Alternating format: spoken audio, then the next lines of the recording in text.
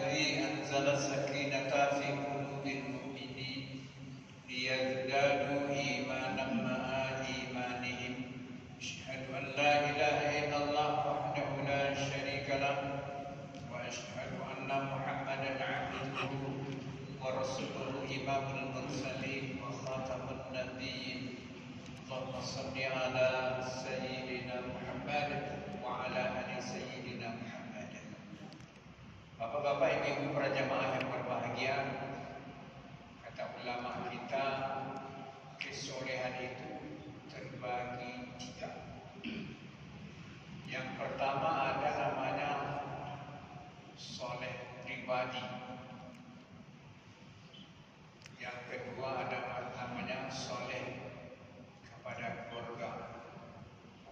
Dan yang ketiga ada namanya soleh kepada sosial, lingkungan, pergaulan, tempat tinggal.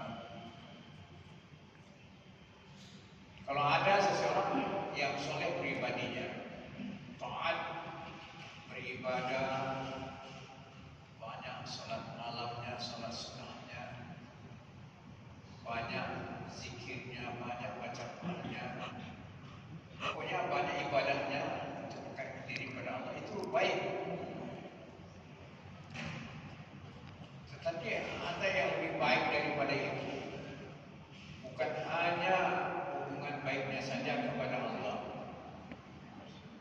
tetapi ada kesolehan kepada keluarga. Ada juga orang taat pada perintah Allah, tapi kepada keluarga kedekut, kepada keluarga sampai lingkarnya. Kalau duduk sama kawan-kawan di warung kopi, wah, tak tanggung cepatnya untuk mentraktir kawan-kawan. Biarlah saya bayar, biar saya bayar. Gitu. Bukan satu dua orang dia bayarkannya, kadang sampai 10 orang dia. Tapi anaknya tak dikasihnya belanja. Uang SPP pengajian, nah sebulan 10.000, sampai nunggak-nunggak sampai 6 bulan, 1 tahun tak bayar. Ini namanya zalim di orang tua seperti ini, sehingga anak-anaknya menjadi meminta-minta sama orang lain, menjadi pengemis anak-anaknya, bahkan sampai maling dia menengok orang lain bisa makan roti, makan es, cendol, sementara dia tak berduit, tak dikasih ayah.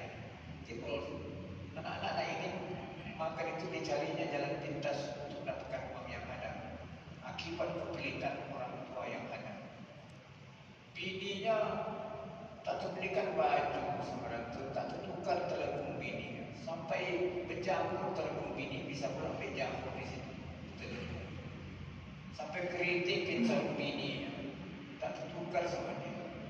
Disangkonya kebutuhan istri itu murah tu.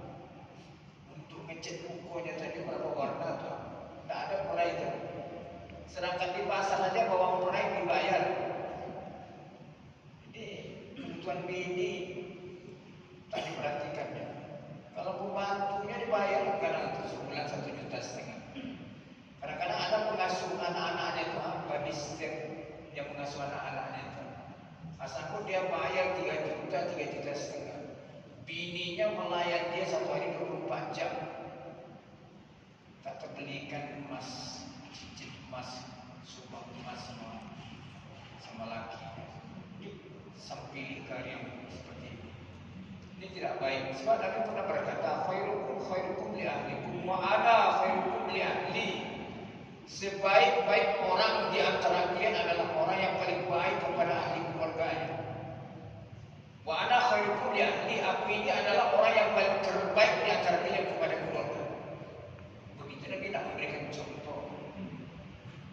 Dan Nabi sangat sayang kepada bininya daripada anak-anaknya. Tidak pernah kata-kata yang kasar dan sikap yang keras kepada anak dan istri. Penuh dengan kasih sayang yang ada, panggilan penuh dengan pujian dan kelembutan. Bapak-bapak, ibu-ibu para jamaah yang berbahagia. Tapi ada lagi yang lebih baik lagi. Tadi sudah soleh pribadi, taat pada Allah. Kemudian ada 100 soleh kepada keluarga, pemurah juga baik kepada anak-anak. Tapi ada yang ketiga, soleh pribadi, soleh pada keluarga, dan soleh pada sosial. Tidak ada orang yang datang ke rumahnya meminta sedekah, meminta bantuan, orang itu pulang dengan tangan kosong. Walaupun sedikit, dia akan tetap beri orang-orang yang meminta bantuan kepada dia. Maka itu Rasulullah itu kata Aisyah, Nabi kalau dapat rezeki tidak pernah harta bermalam pun semalam pun di rumah ini. Bersedekahkan semua. Dan sampai-sampai Nabi bilang, innama tunsarun wa turzaqun bi du'afaikum. Sesungguhnya kamu terbantu, tertolong dan mendapatkan rezeki lantaran ada orang-orang yang susah di antara kalian. Maka itu Nabi bantu orang-orang yang susah, yang kurang beruntung hidup mereka. Dan bermacam-macam cara Nabi untuk mengajak orang untuk membantu orang-orang yang fakir, yang miskin, yang kurang beruntung nasibnya di antara orang-orang yang ada. Sehingga ada infak, ada sedekah, ada hibah, ada zakat, ada diyah, ada wakaf. Itu dalam rangka untuk mengatasi kesenjangan sosial. Adanya korban yang ada itu juga untuk membantu fakir miskin, orang-orang yang susah di antara kita. Begitulah Nabi perhatiannya kepada lingkungannya. Dan tidak ada anak-anak yatim yang pernah terlantar di zaman beliau. Kesolehan inilah adanya.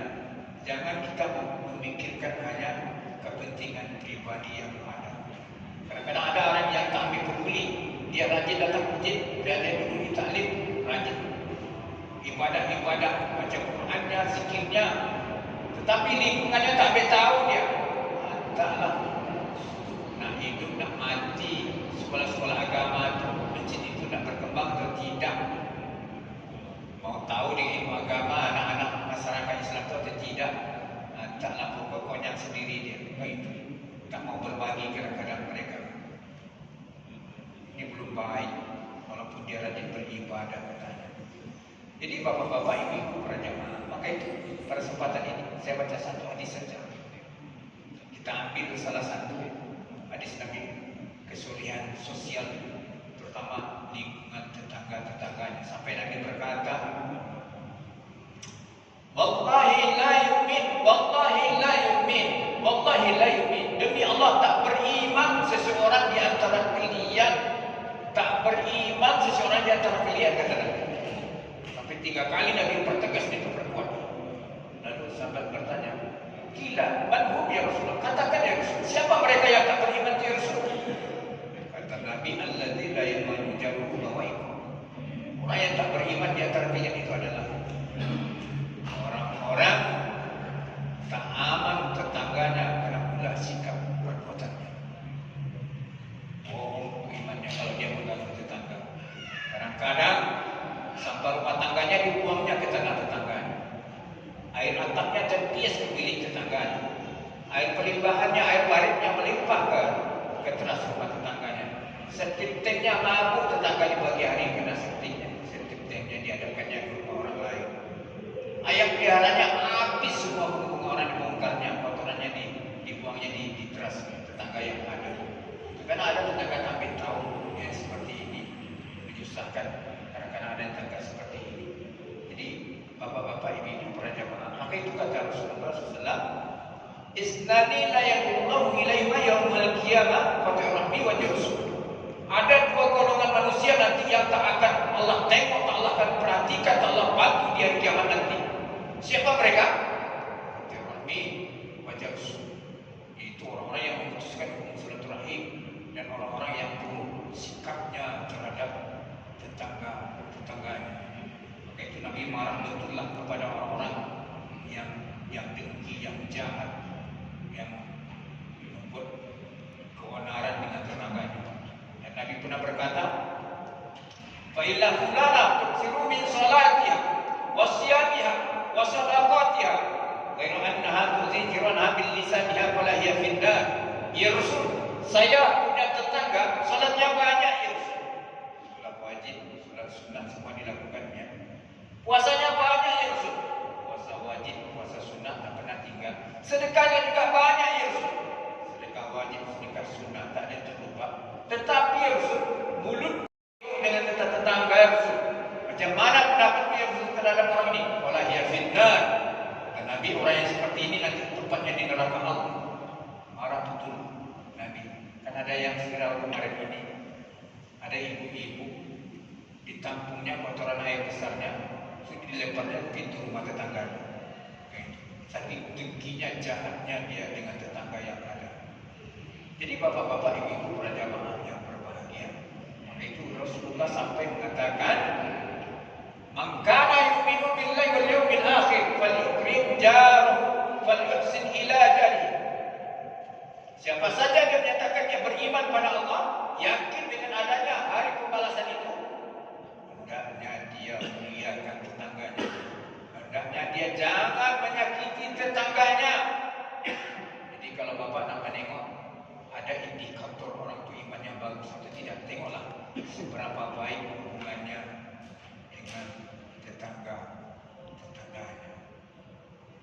Dan saya rasa ini nanti kita sambung lagi. Ada 9 hak tetangga menurut Islam.